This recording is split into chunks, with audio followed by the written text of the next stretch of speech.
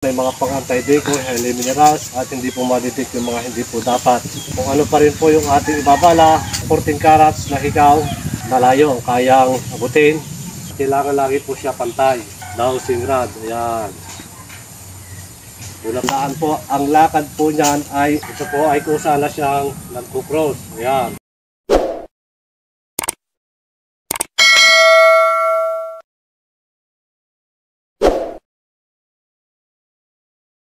Sa magandang buhay at sa pagpalang araw po sa ating lahat, mga kababayan, mga ka-TH. Demo pa rin po ng dowsing rod na pinusuan po ng ating isang ka-TH mula po sa probinsya ng Bohol. Ito ka-TH yung pinusuan, ito po ay kumpletong load na, may mga pang anti-decoy, highly minerals at mga ibang sangka pa po na aking niloload para po hindi ma-decoy at hindi po ma-detect yung mga hindi po dapat. At yun na rin mga ka-TH, ito po ay may habang 16 inch at ito naman pong ating handle ay meron pong 5 inch ang kanyang haba. Dito pa rin po siya binabalahan. Kung ano pa rin po yung ating ibabala, yun pa rin po ang ilulocate o hanapin po ng ating dowsing rod. At ito ka-TH, dito ko po siya babalahan. Yan. At meron po tayong 14 carats na hikaw. Yung pambala ko po. At meron din po ako ditong 18 carats na bracelet. Ayan, ito mga ka-TH. At ito ka-TH, importante rin po na kailangan mo rin ipahid ang dulo ng pendulum na ito sa lupa. Yan po ay may mga kaugmang lupa na aking nilalagay po dyan sa loob. Ito ka-TH, ito po ay malayo, kayang abutin at estimate naman po ng lalim kung gaano kalalim po yung pagkakabao, pagkakalagay po ng ating hinahanap, ganoon din po kalalim yung kayang i-detect po ng ating dowsing rod. Ito pa rin ka-TH, paggamit pa rin po ng ating dowsing rod, mahalaga pa rin po na itong dulo ng antina ng pendulum ay kailangan natin ipahid sa lupa. At sa paggamit pa rin po ng ating dowsing rod, importante rin po na dalawang palad po yung palad ang nakadikit po sa handle, parehas siya. At sabay po nating tataas. Kailangan po yan mga ka-TH, yan po ay 45 degrees naman ng konti at kailangan lagi po siya pantay. Ayan, dito ka-TH, muli, kapagtaas po natin ang atin pong dowsing rod. Ayan.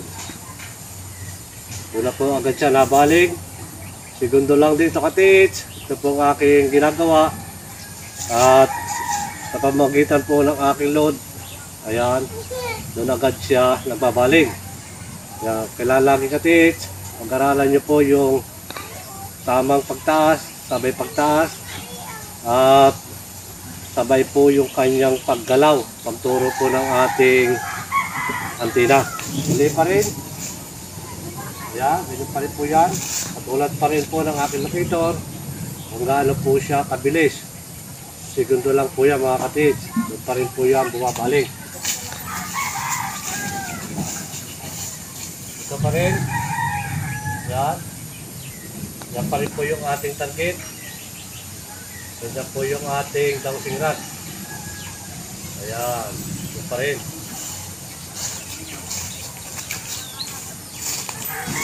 Yan, mula pa rin sa baba. Yan. Doon pa rin po yan tuturo. Ganyan po yan. Pagka natutunan nyo na ka-TH yung paghawak, tamang pagpapagalaw po ng ating locator, kahit alin po yung inyong hawakan, kami pinagkalob na po sa inyo yung mga pagpagalaw kayo. Yun po ka-TH ay napakasimple na po para sa ating mga paghawak. Lalo na po yan. Yan, ito pa rin ka-TH. Yan. Yan. Ito pa rin. At muli, ito po ay aking tatapatan. Katulad pa rin po ng aking sinabi kahapon sa aking pag-estimate ng lalim. Ang dowsing rod po, kapag tatapatan po natin yan, yan po ay mag-iikis At kapag nagigis po yan, kapag estimate po ng lalim, kung hanggang lapad po ng deteksyon, lalabas po tayo, na nakaigis po yun, lalabas tayo, bubuka po itong ating dowsing rod. Huwag na po natin hintayin, tumagal tayo sa ating pinagtatayuan, at yan po ibabalik. Kailangan, mga ka-teach, pag natapakan po natin yan, nag-cross, lalabas po tayo sa deteksyon. Pag bumuka na po yan, parehas pantay na po ito puno at saka dulo, lakad na po yan. Dandaan po, ang lakad po niyan ay malimit lamang ang hakbang, hindi po malalaki. At